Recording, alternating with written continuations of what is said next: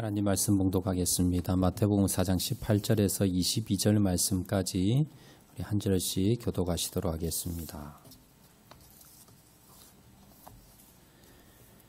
신약성경 5페이지입니다. 마태복음 4장 18절에서 22절까지 말씀 우리 한 절씩 교독하시도록 하겠습니다. 18절 말씀 제가 먼저 봉독합니다. 갈릴리 해변에 다니시다가 두 형제 곧 베드로라 하는 시몬과 그 형제 안드레가 바다에 금을 던지는 것을 보시니 그들은 어부라.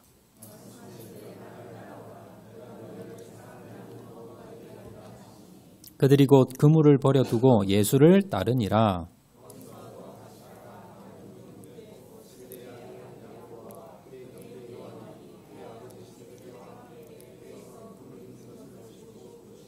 (22절) 말씀 다 같이 봉독합니다. 그들이 곧 배와 아버지를 버려두고 예수를 따르니라. 아멘. 옆에 분에 인사하실 때 잘 오셨습니다. 여러분 은혜 많이 받읍시다. 옆에 분 한번 인사하시기 바랍니다. 감사합니다. 저는 지난 월요일부터 토요일까지 해서 5박 6일 일정으로 캄보디아 선교 여러분의 기도 덕분에 잘 무사히 건강하게 잘 다녀왔습니다.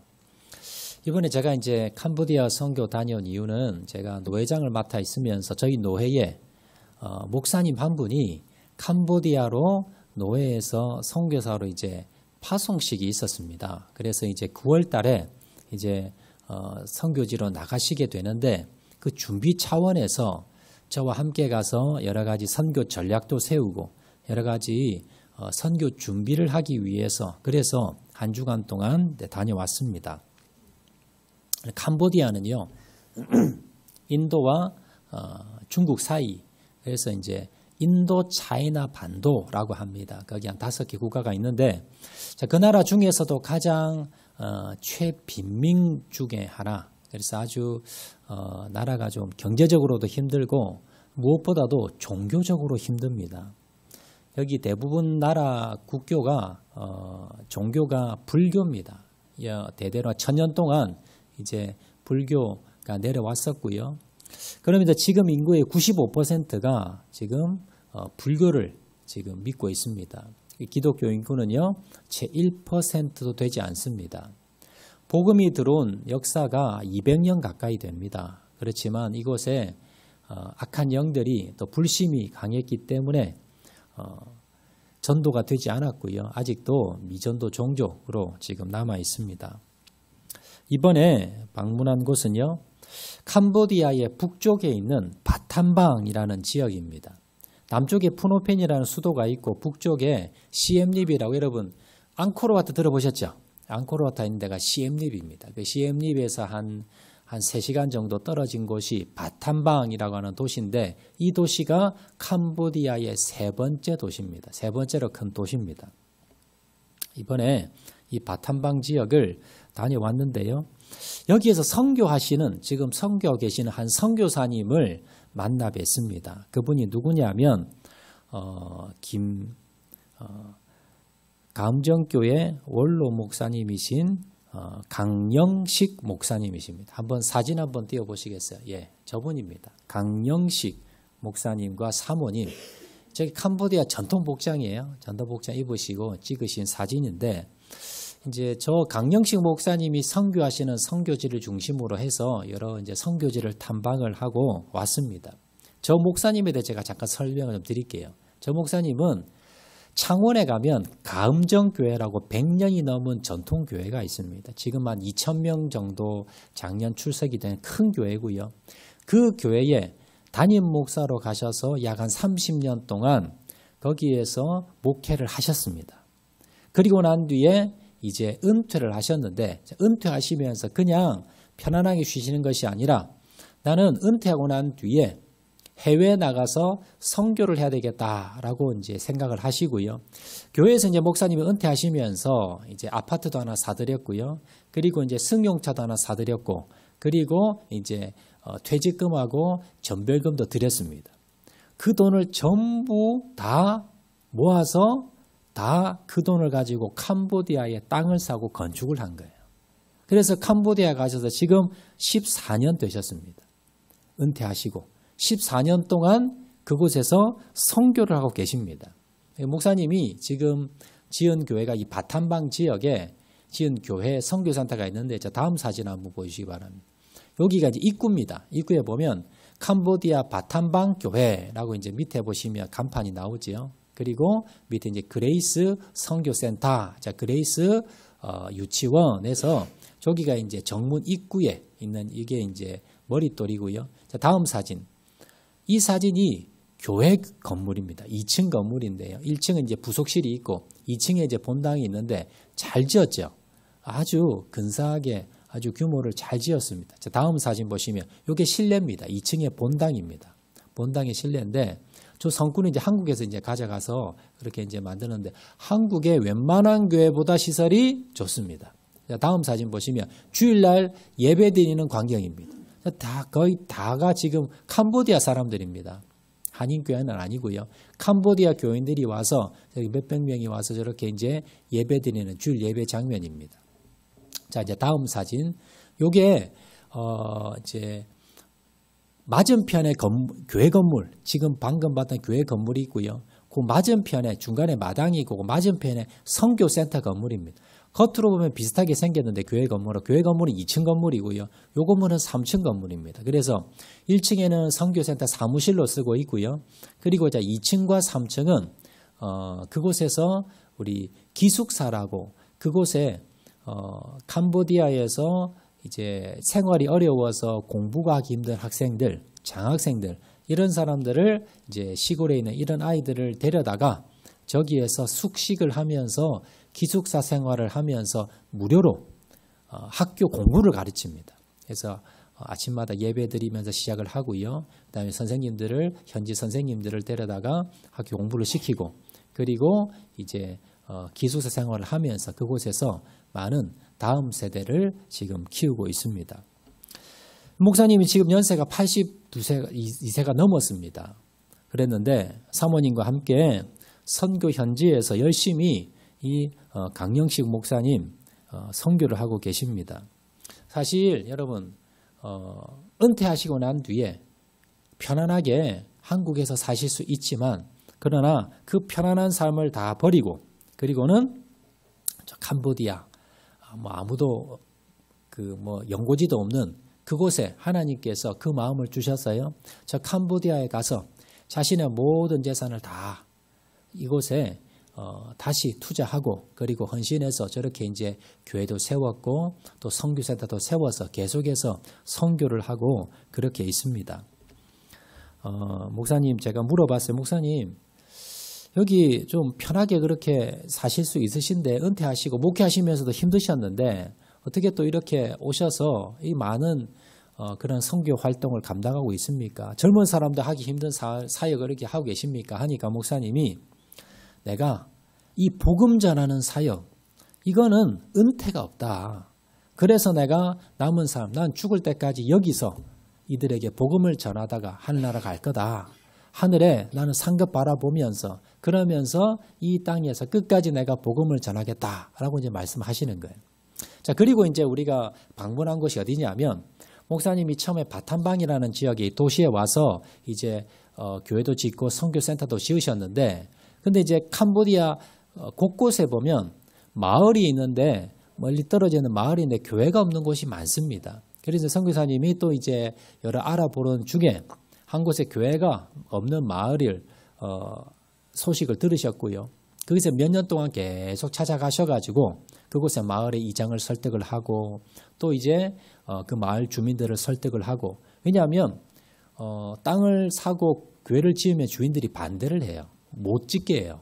그래서 그곳에 가서 이제 이장들에게 몇 년 동안에 계속해서 마을 유지들에게 선물도 사드리고 설득도 하고 그래서 그 마을의 이장이 사는 그 집이 있어요. 그 자기 땅이 있는데 그 땅을 빌려서 그곳에 이제 또 교회를 하나 지었습니다. 자, 다음 사진 한번 보시면 저 건물입니다. 아주 잘 지었죠. 한 1억 한 4, 5천 정도에서 지었는데 근데 보면 1층이 층고가 높죠. 엄청. 기둥이 엄청 큽니다. 그리고 1층에 아무것도 없어요. 우리나라 건물 보통 빌라 같은 거 지으면 1층에 이제 저기 주차장을 하잖아요. 주차장을 대고 2층에 건물 짓잖아요. 저기 앞마당이 넓어서 주차장을 할 필요가 없어요. 목사님, 왜 이렇게 높이 지었습니까? 1층은 이거 뭐 하려고 이렇게 높이 지었습니까? 물어봤더니, 자, 이 지역이 어떤 지역이냐면 캄보디아에서 제일 못 사는 사람들이 사는 땅이래요. 왜 그러느냐? 여기는요, 6개월은 육지고요, 6개월은 호수가 된답니다. 그러니까 지금 이제 그 우기로 들은 철인데 이제 6월 달이 되면 이제 우기가 된대요. 비가 내리면 하천이 범람을 한답니다. 그러면 저 마을 전체가 다 물에 잠겨버려요. 호수가. 그래서 6개월은 육지고요, 6개월은 호수가 돼버립니다. 그래서 1층을 왜 저렇게 높이 짓냐 하면 저기가 절반이 잠긴대요. 이제 6개월이 되면, 6월 달 되면 이제 늦을 가을 때까지 우기가 되면 저기 지금 계단이 중간에 올라가다가 한번 꺾여서 다시 올라가잖아요. 저 중간 계단까지 물이 찬답니다. 그래서 모든 집집마다 뭐가 있냐면 보트, 배가 한 척씩 있어요. 그래서 건기 때는 저렇게 육지니까 걸어 다니고 차를 타고 다니고요. 그러다가 이제 우기가 되어서 비가 와서 저기 다 호수로 잠기면 그때는 뭡니까? 자동차, 오토바이 이런 거 못 하고요. 다 배를 타고 다니는 겁니다. 그래서 저쪽 땅값이 싸고요. 그리고 저기가 빈민들이 많습니다. 다음 사진 한번 보시겠습니다. 저기가 마을이에요. 이제 교회 옆에 보면 여러분 콘크리트 지은 건물은 없어요. 저기 보면 관공서, 학교, 경찰서, 주민센터 요 3개 건물만 콘크리트 지었고 그 다음에 지은 게 저 지금 아까 보여드린 교회 건물입니다. 그 외 집들은 다 저렇게 생겼어요. 저 멀리 보시면 저기가 강이거든요. 강인데 지금은 우기철이 아니라서 이제 강이 범람하지 않았고, 자, 집들이 어디에 지었느냐 하면 다 저렇게 물 위에 지었어요. 왜냐하면 육지에 지으면 다 나중에 잠겨버려요. 그래서 물 위에다가 저 집들이 다 떠 있는 겁니다. 그런데 밑에가 뭐가 있냐면 저 집이 어떻게 떠 있냐면 밑에 보시면 여러분 플라스틱 우리나라 그 큰 물탱크 있죠. 그걸 밑에다가 여러 개 달아놨어요. 거기에다가 이제 물이 들어가지 않도록. 그래서 그게 이제 부유물이 돼가지고 저렇게 물 위에 떠 있는 겁니다. 집들이. 자, 저러다가 이제 6월 달부터 비가 많이 내리잖아요. 그러면 저 지금 높이, 지금 딛고 있는 땅이 다 지금 호수가 돼버려요. 그래서 저기에서 한 3m에서 4m 정도 물이 올라옵니다. 그러면 저 집들이 이제 밑에 이제 물통들이 있으니까 이제 뜨는 겁니다. 그러다가 이제 물이 빠지고 나면 이제 내려오는 거예요. 집들이 대부분 보면 저렇게 나무로 기둥을 세우고요. 판자나 양철판 가지고 이제 저렇게 지붕을 덮어서 저렇게 해서 저기에 600가구 정도가 삽니다. 저기는 뭐, 복음이 전혀 들어가지 못한 지역이고요. 저 지역에 저 목사님이 몇 년 동안을 계속 가서 이제 마을 유지도 찾아다니고 그리고 또 이제 이장도 찾아다니고 하면서 이제, 양해를 구한 거예요. 그래서 내가 여기에다가 건물을 지어서 아이들 이제 공부도 시키고 유치원도 만들고 여기 유치원이 하나도 없어요. 그래서 만들고 여기 이제 교육사업도 하고 구제사업도 하겠다. 그래서 땅을 좀 달라. 그러면 건축하겠다. 그래서 이장이 자기 땅을 준 겁니다. 그래서 그 땅에다가 앞에 보여드린 그 교회 건축을 한 거예요. 자, 다음 사진 보죠. 요게 이제 교회 실내입니다. 실내 잘 지었죠. 아주 평수도 크고요. 그래서 이제 지은 지가 올 2월 달인가 그때 이제 완공을 했어요. 그래서 지금 저 날이 저희들이 방문한 날이 지난주에 또 아주 날짜가 그 캄보디아 총리의 생일이래요. 근데 캄보디아 총리가 생일인데 국경일입니다. 나라 총리가 생일인데 이틀을 쉰대요. 그래서 저 날이 총리 생일이라서 쉬는 날이라서 학생들이 학교를 안 간 거예요. 그래서 그날 이제 오후인데 오후 시간에 다 모여가지고 그래서 주민들도 모여가지고 전날 이제 집회를 한 겁니다. 저희들이 가면서 저희 함께 갔던 목사님 계신데요. 그 목사님이 이제 한국에서 옷 뭐 이런 이제 그 물건들을 많이 가져갔고 또 이제 미리 헌금을 붙여가지고 그래서 저기에서 뭐 빵이나 아니면 뭐 쌀이나 아니면 음식이나 학용품이나 많이 쌓아두었어요. 저 앞쪽에 보면 강제상에 막 쌓아두고요. 그리고 이제 그날 많이 나누어 드립니다라고 하면서 이제 홍보를 했더니 이렇게 사람들이 마을 사람들이 모인 겁니다. 그래서 이제 집회도 하고 복음도 전하고 찬양도 부르고 그러면서 이제 선물도 드리고 다음 사진. 뒤에서 찍은 사진인데요. 이렇게 이제 선교사님들 앞에 나오셔가지고 이제 집회하시고 뒤에 마을 사람들, 어른들은 뒤에 앉아 계시지요. 그리고 이제 아이들은 앞에 앉아 있고 그래서 저렇게 이제 집회를 하는 장면입니다. 사진 내려주시고요. 자, 그런데 이번에 우리 함께 저희 노회에서 함께 갔던 이제 9월 달에 이제 파송받아서 이 캄보디아로 가실 선교사님 계신데요. 이 선교사님이 이 목사님이 어떤 분이냐면 박승선 목사님이라시는 분인데 이분이 이제 젊을 때 이 강영식 목사님을 아셨대요. 그래서 나중에 캄보디아 선교 가셨다라는 소식을 듣고는 이 목사님이 찾아간 겁니다. 그래서 그 선교지에 가셔서 강영식 목사님의 선교하는 모습을 보고는요, 감명을 받은 거예요. 은퇴를 하시고 난 뒤에 감정교회를 다 이제 잘 섬기시고 은퇴하시고 난 뒤에 편안히 계실 수 있는데도 불구하고 캄보디아에 가셔서 이렇게 선교하시는 모습을 보고는 자기 사비를 다 털어서 이렇게 선교하시는 모습을 보고는요, 이 목사님이 도전을 받은 거예요. 그래서 그 목사님께 목사님, 저도 목사님처럼 이렇게 선교를 하고 싶습니다. 여기 좀 교회 건축할 만한 곳이 없습니까? 물어보았더니 지금 바탄방이라고 지금 우리 강영식 목사님이 계신 여기에서 한 2시간 정도 떨어진 곳이 있는데 거기에 지금 교회가 없어서 이 선교사님이 이제 매주마다 가서 이제 복음도 전하고 하는데 이제 거기 마침 이제 땅이 하나 좋은 땅이 난 거야. 그래서 목사님 사비로 또 이제 땅을 하나 사둔 곳이 있어요. 근데 돈이 없어서 건축은 못 하고 계신 곳이 있었습니다. 그래서 썸노시라는 이제 땅인데요. 그곳에 그러면 목사님 제가 거기에 제 사비를 들어서 교회를 하나 건축하겠습니다라고 해서 이제 교회를 건축한 교회인데요. 자, 다음 사진 한번 보여주시기 바랍니다. 저 교회입니다. 저기가 땅이 한 1000평 정도 돼, 한 900평 정도 되는 땅인데 거기에 이제 저렇게 아름답게 교회를 이제 건축을 했습니다. 아직 이제 뭐 십자가도 못 달았고 아직 간판도 못 달았는데 다음 사진 좀 측면에 찍은 사진입니다.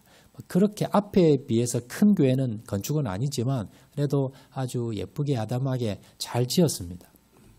저 교회가 한 6천만 원 정도 들여가지고 이제 박승선 목사님이라는 분이 이제 저 건축을 했고요.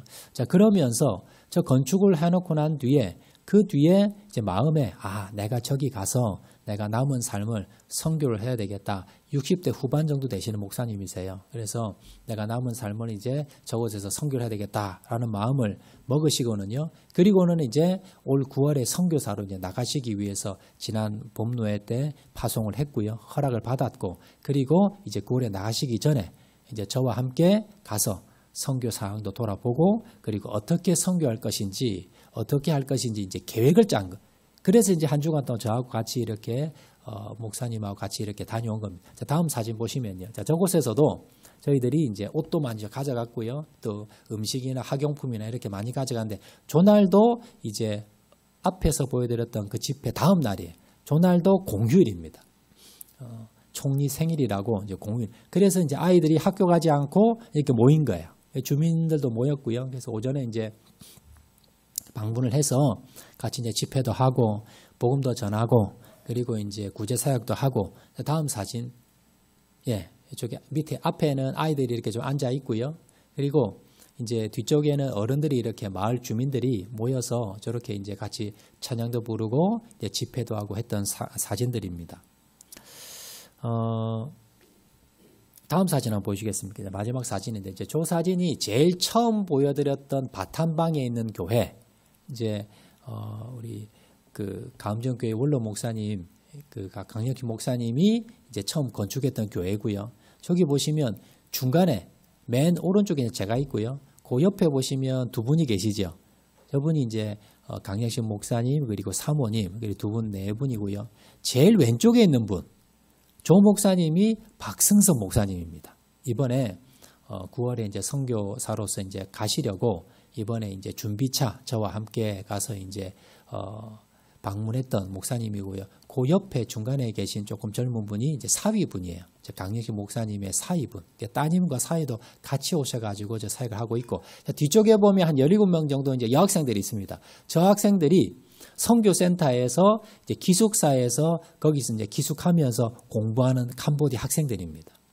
저 학생들을 매년마다 이렇게 한 저 정도 인원을 데려다가 이제 중학교, 고등학교 학생들이에요. 그렇게 이제 숙식까지 다 무료입니다. 시골에서 아주 그 생활하기 힘든 아이들, 이런 아이들을 이제 데려다가 이제 저기서 숙식을 제공하면서 무료로 공부를 가르치고, 저 학생들 중에 이제 신학교 가는 친구들도 있고요. 또 이제 일반 학교 취직하는 친구들도 있고, 그래서 저렇게 이제 학교 기숙사를 졸업해가지고 이제 취직을 해가지고요. 저기 이제 저 바탄방 교회에 성도로 출석하면서 이제 결혼도 하고 아이도 놓고 하면서 저 교회에서 집사도 된 친구들도 있고, 그렇게 이제 사역을 하고 있는 겁니다. 제가 이제 저 감정교회 원로 목사님, 강영식 목사님 이렇게 보면서요. 정말 편하게 그렇게 한국에서 은퇴하시고 지내실 수 있으심에도 불구하고 저렇게 오지에 가서, 제가 앞에 그 수상마을 보여드렸잖아요. 거기에는 가는데 3시간 반 정도 걸립니다. 그래서 휴게소 한번 들렀다 가면 가는데 4시간, 오는데 4시간이에요. 근데 이게 또 비포장도로입니다. 가다 보면. 지금은 비포장도로인데 이제 중간에 나중에 이제 우기철이 되면 중간에 차를 세워놓고요. 또 배를 타고 들어가셔야 돼요. 그렇게 해서 4시간, 왕복 8시간, 또 가셔서 한 2-3시간을 또 집회를 하고, 거기는 에어컨이 없어요. 아직 전력이 약하기 때문에 에어컨을 틀 수도 없고, 그리고 그만큼 그걸 에어컨을 이제 살 만한 형편도 안 되고, 그래서 가면 엄청 더워요. 거기서 마이크 잡고 이제 막 이제 집회하고 하시면 온몸이 그냥 땀에 다 젖습니다. 제가 젊은 나이인데도 지금 8시간을 갔다 왔다가 그날 이제 밤 11시에 돌아왔거든요. 이제 저녁에 집회를 하고 이렇게 왔는데 저도 힘들어요. 근데 그 목사님이 80이 넘은 그 목사님이 이걸 매주마다 하시는 겁니다. 매주마다 거기 다니시고 또 다른 곳에 다니시고 하시면서, 목사님 정말 대단하십니다. 어떻게 이렇게 열심히 하십니까? 라고 이제 했더니 앞에서 말씀드린 대로요. 나는 죽을 때까지 이 복음 전하는, 땅끝까지 이르러 복음을 전하라, 이 사명을 위해서 나는 끝까지 할 겁니다. 죽을 때까지 여기서 나는 복음 전하다가 자 그렇게 하늘나라 갈 겁니다. 라고 말씀하시는 것이 참 제가 도전을 받았습니다. 여러분 우리도 마찬가지입니다. 우리가 지금 저 선교지에 나가서 이렇게 뭐 선교사가 될 수는 없지만 우리가 땅끝까지 이르러 복음을 전하라는 그 주님의 명령, 이건요 우리들에게 주신 명령이에요. 그래서 우리들이 내가 이 선교제를 위해서 우리가 뭡니까? 기도하시고 또 우리가 가까운 사람을 위해서 전도하시는 저와 여러분 되시기를 주의 이름으로 축원드립니다. 자, 지난 시간에 이어서 예수님의 전도에 대해서 오늘도 말씀을 좀 나누도록 하겠는데요. 오늘 본문에 보시면 예수님께서 처음 전도하실 때 누굴 전도했느냐 하면 제자들을 전도했습니다. 그래서 예수님께서 이 제자들을 어떻게 전도했는지에 대해서 우리가 한번 말씀을 살펴보도록 하겠습니다. 예수님은요, 오늘 본문에 보시면 갈릴리 해변을 걸어가시다가 베드로와 그 형제 안드레를 전도하는 장면이 나오는데요. 오늘 보면 18절입니다. 자, 18절 말씀 먼저 좀 보도록 하겠습니다. 자, 다 같이 한번 읽어볼까요? 시작. 갈릴리 해변에 다니시다가 두 형제 곧 베드로라 하는 시몬과 그 형제 안드레가 바다에 금을 던지는 것을 보시니 그들은 어부라. 예수님이 이제 갈릴리 해변을 다니시다가 두 형제 베드로 그리고 안드레라는 사람을 만나게 됩니다. 자, 그리고 예수님은 베드로와 안드레에게 다가가서 이렇게 말씀하십니다. 19절입니다. 자, 19절 말씀 보도록 하겠습니다. 19절 시작. 말씀하시되 나를 따라오라 내가 너희를 사랑 나는 어부가 되게 하리라 하시니, 예수님이 이들을 보고는요 나를 따라오라 내가 너를 사랑 낚는 어부가 되게 하겠다라고 말씀하십니다. 자, 그러자 20절에 보시면 어떻게 반응합니까? 자, 20절 말씀 보도록 하겠습니다. 시작. 그들이 곧 그물을 버려두고 예수를 따르니라. 여기 보시면 예수님께서 이제 길을 가시다가 이제 이 두 사람을 발견하게 되고요. 너는 사람 나는 어부가 되라 라고 말씀하셨더니요. 그들이 곧 뭡니까? 그물을 버려뒀다? 이건 뭐예요? 언론로 말하면 직장을 그만뒀다는 겁니다. 그리고 예수님을 따라서 예수님의 제자가 됩니다. 자, 여기서 그치는 것이 아니라 자, 본문 21절, 22절에 보시면요. 야고보와 요한을 부르는 장면이 나오는데요. 자, 21절, 21절 한번 보도록 하겠습니다. 자, 다 같이 읽겠습니다. 시작. 거기서 더 가시다가 다른 두 형제 곧 세베대의 아들 야고보와 그의 형제 요한이 그의 아버지 세베대와 함께 배에 그물 깁는 것을 보시고 부르시니 그들이 곧 배와 아버지를 버려두고 예수를 따르니라. 저기 보시면 세베대의 아들 야고보와 그 형제 요한 또 마찬가지입니다. 예수님께서 뭡니까? 부르셨더니 그들이 뭡니까? 곧 배와 아버지를 버려두고 예수를 따랐다라고 말씀하고 있습니다. 여러분 상식도 생각해 보세요. 자, 어떤 사람이 나에게 이 일을 하지 말고 나를 따라와서 새로운 일을 하자라고 이야기하면 여러분이 뭘 묻겠습니까?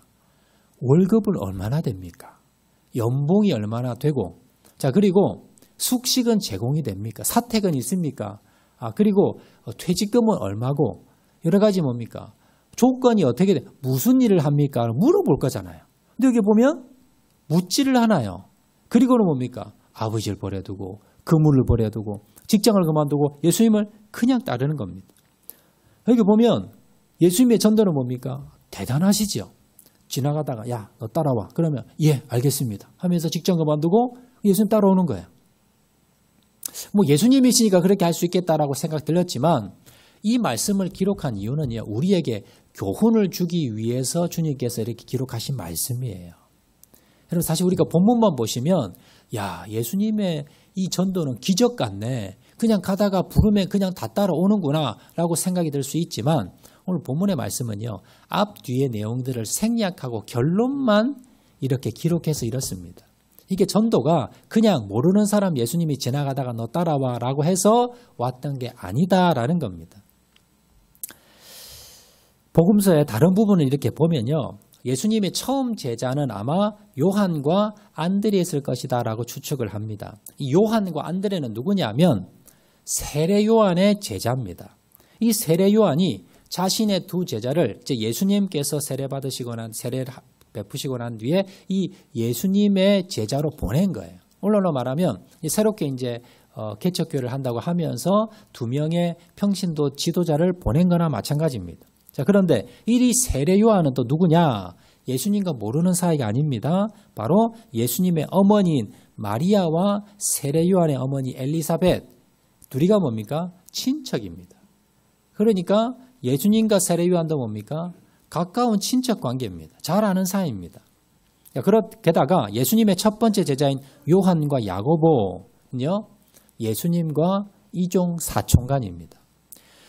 요한의 어머니 살로메가 예수님의 이모입니다. 예수님의 이모가 살로메고요. 살로메의 바로 아들이 요한과 야고보예요. 그래서 요한과 야고보가 그냥 길거리 지나가다가 예수님이 그냥 너 따라오라고 온 것이 아니라 원래 뭡니까? 원래 어릴 때부터 아는 이종 사촌, 아주 가까운 그런 관계였다라는 겁니다. 그래서 예수님은요, 처음 이 제자들을 전도할 때 그냥 모르는 사람 길거리 지나가다가 그냥 온 것이 아니라 내 아는 친척들, 가까운 사람들, 원래 알던 사람들에게 찾아가서 전도를 한 것이고요. 그런 예수님에게 이 가까운 친척들, 그리고 가까운 사람들이 오게 됐다라는 겁니다. 자, 앞에서 예수님의 친척인 세례 요한을 통해서 자, 그들의 제자 요한과 안드레가 예수님의 제자가 됩니다. 자, 그 이후에 요한과 안드레는요, 집에 가서 자기 형제들에게 전도를 합니다. 안드레는 자기 형인 시몬 베드로, 그리고 요한은요, 자기 형제인 야고보에게 예수님을 만났는데 예수님이 어떤 분인가에 대해서 이야기를 전하게 됩니다. 자, 그리고 요한의 형제 야고보가 예수님의 제자가 됐습니다. 자, 그런데 안드레 형제 누구냐면 시몬 베드로인데, 이 시몬 베드로는요, 안드레가 전도했는데도 예수님을 따르지 않습니다. 자, 그래서 예수님은요, 이 안드레 형제 베드로를 전도하기 위해서 베드로 집에 찾아갑니다. 신방을 합니다. 그게 누가복음 4장 38절 39절인데요. 자, 다 같이 한번 읽겠습니다. 38절 39절 시작. 예수께서 일어나 회당에서 나아가사 시몬의 집에 들어가시니 시몬의 장모가 중한 열병을 앓고 있는지라 사람들이 그를 위하여 예수께 구하니 예수께서 가까이 서서 열병을 꾸짖으신데 병이 떠나고 여자가 곧 일어나 그들에게 수종드니라. 자, 지금 예수님이 베드로 전도하기 위해서 베드로 집에 찾아갔는데 거기 가니까 장모님과 같이 살아가고 있었어요. 장모님이 중한 열병을 앓고 있는 거예요. 그래서 사람들이 그를 위해서 예수님에게 좀 고쳐달라고 구했더니 예수님께서 열병을 꾸짖으셔서 병이 떠나가고 장모님의 병이 낫습니다. 자, 그러면 베드로가 이야, 이 예수님이 대단한 분이시구나라고 예수님을 쫓아야 되는데 그런데도 예수님을 쫓지를 않습니다. 자, 그러자 예수님이 또 어떻게 하셨는가? 예수님이 베드로의 직장에 찾아가시는 거예요. 그 내용이 오늘 본문의 내용입니다. 18절 말씀 한 번 더 읽겠습니다. 자, 18절 말씀 다 같이 읽겠습니다. 시작.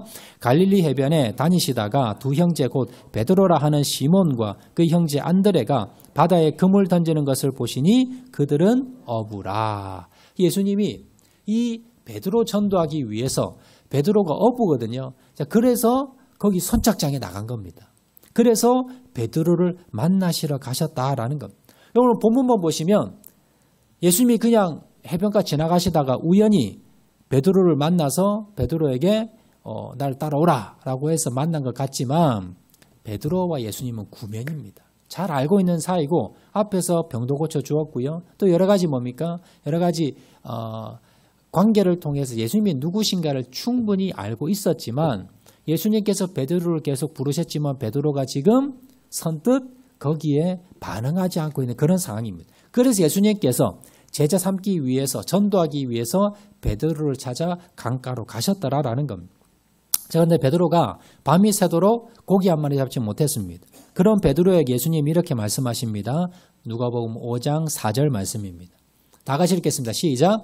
말씀을 마치시고 시몬에게 이르시되 깊은 데로 가서 그물을 내려 고기를 잡으라. 자, 이렇게 했더니 예수님의 말씀에 순종합니다. 자, 그러자 베드로의 어떤 기적이 일어났는가? 6절 말씀입니다. 시작. 그렇게 하니 고기를 잡은 것이 심히 많아 그물이 찢어지는지라.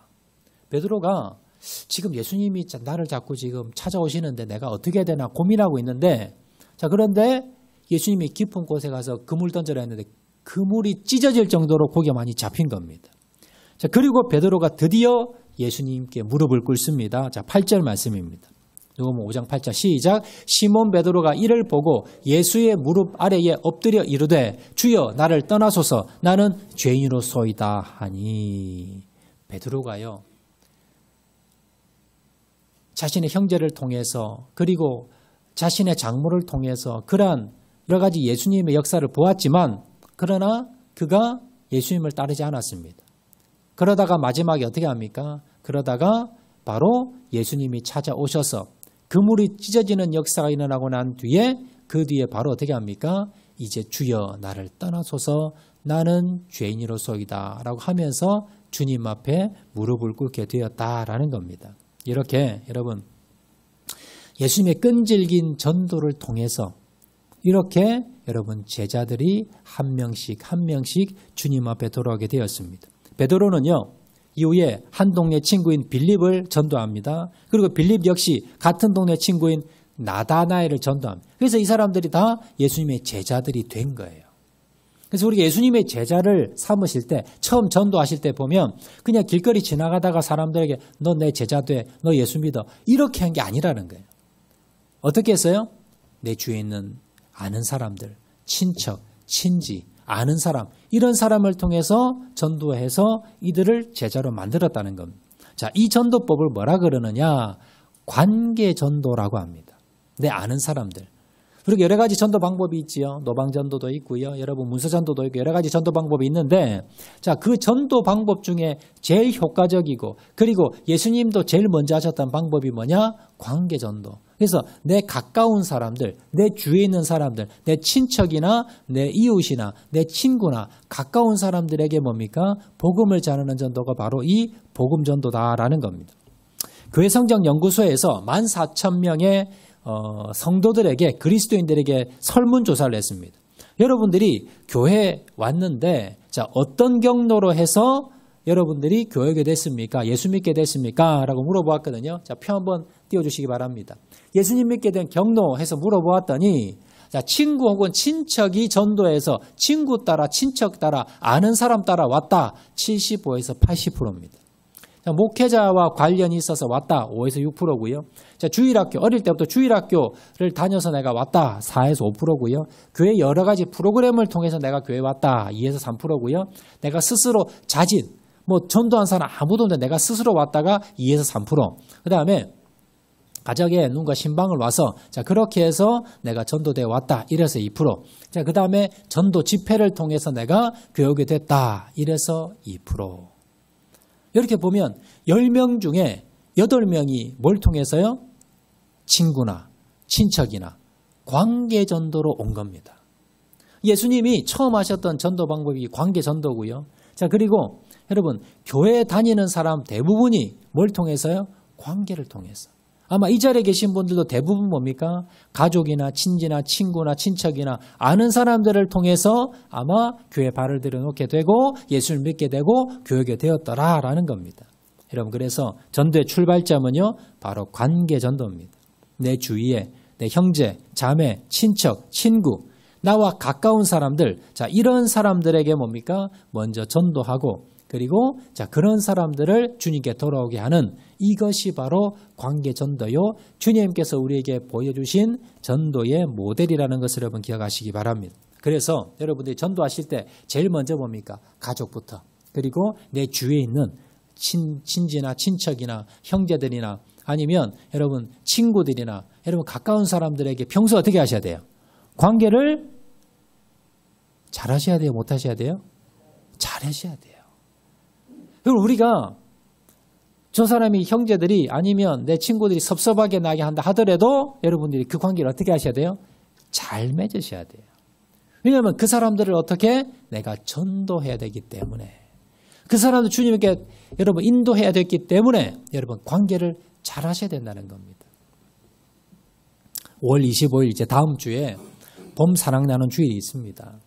여러분 우리 교회에서는 봄, 가을로 2번씩 해서 전도 초청 주일이 있습니다. 여러분들 우리가 이 전도에 대해서 내가 앞에서 우리 강영식 목사님, 우리 감정교회 원로 목사님처럼요. 우리가 여러분 전 재산을 다 팔아서 여러분 선교지에 땅을 사고 교회 지어서 선교하고 그렇게 다 할 수는 없습니다. 그렇지만 주님께서 우리에게요. 동일한 여러분 사명을 주셨어요. 그렇다면 우리가 내 형제, 내 자매, 내 친지, 내 친구, 내 이웃 내 주위에 내 친한 사람들을 여러분 주님께 인도하는 것 이건 뭡니까?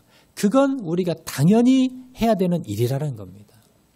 다음 주일날 이제 우리 사랑 나누는 주일이 있습니다. 그저 매년 지나가는 행사가 아니라 이번 행사를 통해서 내가 평소에 내 가까운 사람들을 모시고 와서 그래서 그분들이 여러분 베드로도 마찬가지지만 베드로를 주님이 한 번 부르셨다고 여러분 주님의 제자 된 거 아닙니다. 여러분 한 번 오고 2번 오고 3번 오고 어떤 사람은 10번 20번 와야 여러분 주님이 영접한 사람들이 있어요. 그래서 우리가 어떻게 해야 됩니까? 계속해서 끝까지 그들을 위해서 뭡니까? 여러분 권유하고 관계를 맺고 전도해야 된다는 걸 여러분 기억하시기 바랍니다. 다음 주에 우리 사랑 나눈 주일이 있습니다. 주님 이번 한 주간 동안 우리가 열심히 그들을 찾아다니고 또 찾아다녀서 그들을 주님 앞에 돌아오게 하는 큰 은혜가 주님 있게 하여 주시옵소서. 여러분 헌신하시고 기도하시는 저와 여러분 되시기를 주의 이름으로 축원을 드립니다. 자, 우리 말씀 생각하면서 한번 찬양하도록 하겠는데요. 아버지 당신의 마음이 있는 곳에 우리 한번 찬양하도록 하겠습니다.